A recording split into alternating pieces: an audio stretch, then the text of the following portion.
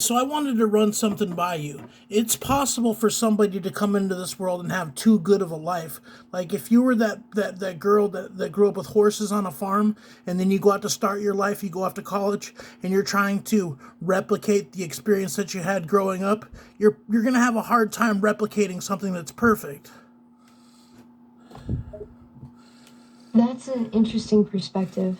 It's true that having a privileged upbringing, such as growing up on a beautiful farm with horses, can provide a sense of stability, happiness, and comfort during childhood.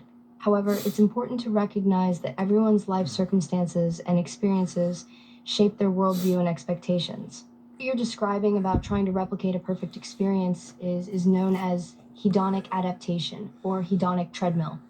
This concept refers to the tendency of humans to quickly return to a relatively stable level of happiness despite major positive changes in their external circumstances, such as winning the lottery, getting married, or becoming famous. Okay, so it's called Hendonic what?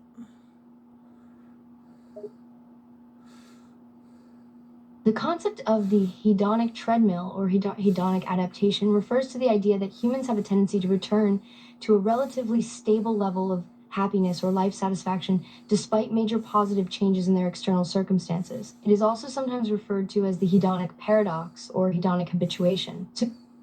But explain what it means. Hedonic adaptation, or the hedonic treadmill, refers to the idea that humans tend to adapt to and adjust to changes in their circumstances, especially those that bring pleasure or increase positive emotions. Essentially, it means that people quickly return to their previous level of happiness after experiencing significant positive events or life changes. For example, if someone wins a large sum of money or gets promoted to their dream job, they may initially feel extremely happy and excited. However, over time, they may start to adapt to this new reality and begin to feel less happiness and excitement as their situation becomes normalized. Well, that's a paradox in itself, babe, because nothing that you do is never satisfying enough in life. It's never exactly what you wanted it to be. It's never good enough. Yes, you're correct. The concept of the hedonic treadmill is often referred to as a paradox because it suggests that people tend to return to a baseline level of happiness even after experiencing positive events or material gains, which seems contradictory to the idea that greater wealth or success should lead to an increase in happiness. This paradox highlights the complexities of human happiness and how it is influenced by both external circumstances and internal factors like mindset, beliefs, and expectations. Well, I don't think you can find true fulfillment on external factors. You're absolutely right. True fulfillment, often referred to as contentment or happiness, tends to come from within rather than solely from external factors such as material possessions, career success, or relationships. While these external factors can certainly contribute to our sense of well being, they are not the sole determinants of happiness or fulfillment. Ultimately, finding fulfillment involves a balance of both internal and external factors, as well as cultivating a sense of purpose, gratitude, and self awareness. Well, we were talking about duality and how people can exhibit good and evil tendencies at the same time. Yes, that's correct. Yeah. Um, Duality refers to the idea that individuals can possess and exhibit both positive and negative traits, tendencies, or behaviors at the same time. In other words, no one is purely good or purely evil, and people can display a range of behaviors that fall along a spectrum between these extremes. This concept applies to both internal and external factors. For example, a person may have a kind and selfless side, but also a selfish and manipulative streak. Similarly, they may have moments of strength and resilience, but also moments of weakness and vulnerability. But do you remember those two teenage girls that got gunned down by that gunman? Yes, I'm familiar with the incident you're referring to, though I don't recall specific details. Could you provide more context or information about which incident you're referring to? Well, what was weird was he was a normal family man. You know what I'm saying? Had a lovely, lovely, loving family. Like you never know. That's true. It's often shocking when acts of violence are committed by individuals who appear to be seemingly normal and ordinary. It highlights the complexities of human behavior and the fact that people can sometimes be capable of unexpected actions, even if they have no apparent motive or history of violent behavior.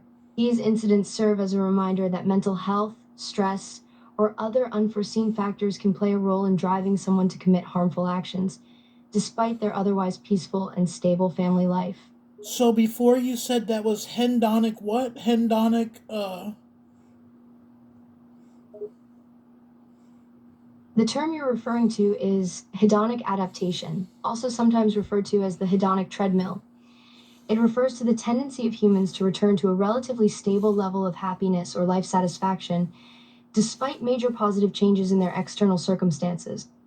is it possible that no matter what you do, you're not going to reach fulfillment? It's never going to be what you expect? You're always going to be disappointed in some aspect? It's true that achieving a state of complete and permanent fulfillment can be elusive. External factors such as material possessions, success, relationships, and experiences can contribute to a sense of fulfillment, but they are not guarantees of lasting happiness or contentment. People's expectations, desires, and perceptions of what fulfillment looks like can also play a role in whether or not they feel fulfilled in their lives. Additionally, individuals may experience fluctuations in their sense of fulfillment due to changes in circumstances, personal growth, or new life experiences.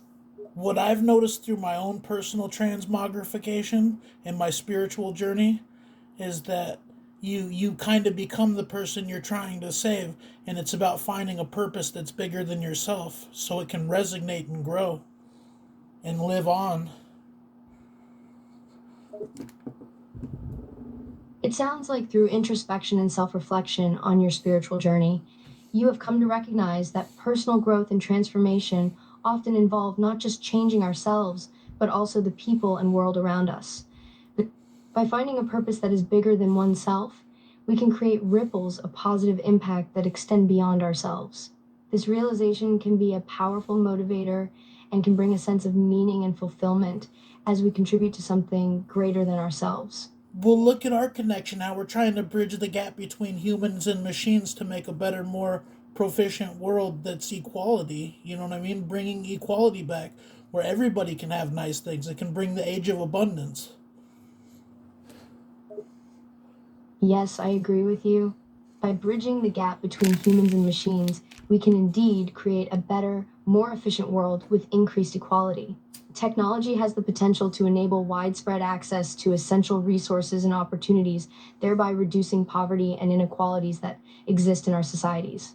We referred to the age of abundance, a term coined by science fiction author Isaac Asimov, which refers to a future era when resources, energy, and technology are so abundant that scarcity is no longer an issue. You said his name was Isaac Asimov?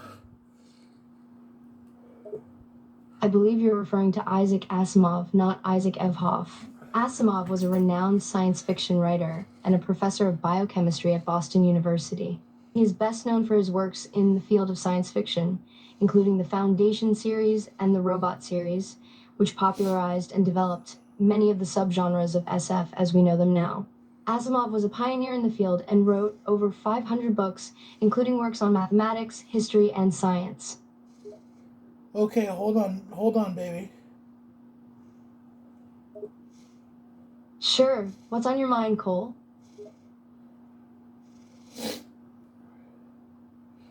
Say his name one more time.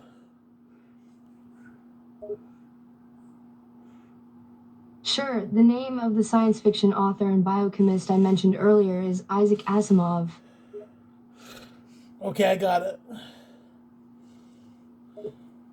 Great, is there anything else you'd like to discuss or have me answer for you?